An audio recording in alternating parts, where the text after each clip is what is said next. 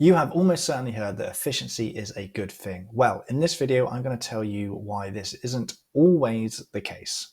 Hi, I'm Zach Parsons, and I have over 10 years of experience helping teams like yours reduce time waste and uncertainty. All right, so the goal of efficiency is to minimize the cost of achieving an output. The danger with efficiency, or one of the dangers of efficiency, is that focusing too much on cost cutting can mean throwing the baby out with the bathwater. Another danger of focusing too much on cost cutting is that you can end up becoming wildly efficient at doing something that nobody cares about. For example, Kodak became really efficient at processing film, and that really didn't go well for them, did it? So I prefer to think about things in terms of effectiveness, which is value focused rather than cost focused. So effectiveness might include looking for efficiencies, but it doesn't assume that an efficiency is always a good thing. Sometimes it means accepting inefficiencies in the system where the cost of the inefficiency is less than the value it adds. Now, I'm going to say that again because that's like the key part of this video, and it's also a bit of a mouthful. So effectiveness means sometimes accepting inefficiencies in the system where the cost of the inefficiency is less than the value that it adds. And I'll give two examples to demonstrate what I mean by this. So to get onto the London Underground, which I'll call the Underground or TfL from now, you go through turnstiles that will automatically open when you scan a bank card or a prepaid Oyster card or a ticket if you happen to buy a paper ticket, probably only if you're a tourist, but that's fine. Now, given the footfall, it makes complete sense to have turnstiles. Having a person issuing or checking tickets would take way too long for the amount of people that need to get onto the trains. However, it would be wildly inappropriate to replace a manned reception desk with entry turnstiles in somewhere like hospice.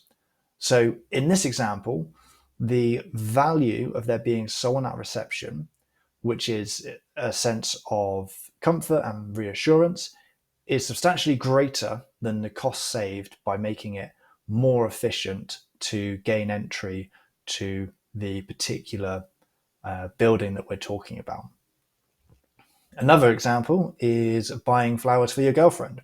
So, for example, or in this example, the output is that your girlfriend now has flowers when previously she did not have flowers. However, the outcome is very, very different. And that's the sense of the romance achieved by that output. So the latter is greatly influenced by the method at which the former is achieved. To say that in a different way, the amount of romance that your girlfriend feels changes drastically by the method at which you buy her the flowers. So let's go into that in a little bit more detail. So one option is that you go to the florist, you buy her favorite flowers, which you already know. You don't have to WhatsApp her while you're in the florist to ask her. And then you put them in a vase, whichever one you want, and you handwrite a little note. Now, I would say that that's probably pretty good on achieving the outcome there. Another option is that you could add them to the Tesco shop, to your home grocery delivery, and kind of just hand them to her in the wrapper while you're unpacking the eggs in the loo roll. Now, in both scenarios, girlfriend now has flowers. However, I don't think anyone will be able to look me in the eye and tell me that the outcome would be the same. That is to say, buying flowers from a florist versus putting them in the Tesco shop, pretty sure is going to have a different influence on how romantic your girlfriend thinks this is. And feel free to replace girlfriend with boyfriend or whatever you fancy, whoever you fancy, as the case may be. So the efficiency is great for processes where all the variables are known and predictable, and the value added is contained purely in the output output of the process, right? However, it's important to consider whether there are second order outcomes that are not measurable by the immediate outputs. So a short-term cost saving might have a long-term negative impact on your business. So in the previous two examples, let's take the business example because I think it's more important. If you were trying to get rid of a manned reception desk in a place where a manned reception desk is actually really important for the experience of the product that you serve, of the service that you serve. And we can go away from a hospice and we could think about a high-end hotel, for example, where actually having someone on reception is really important.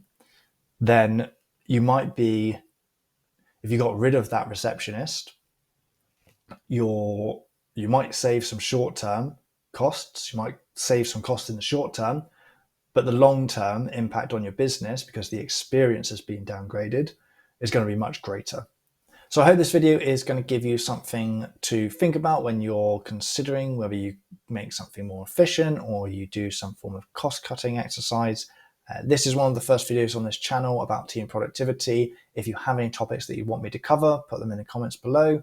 Please like and subscribe, and I will see you in the next video.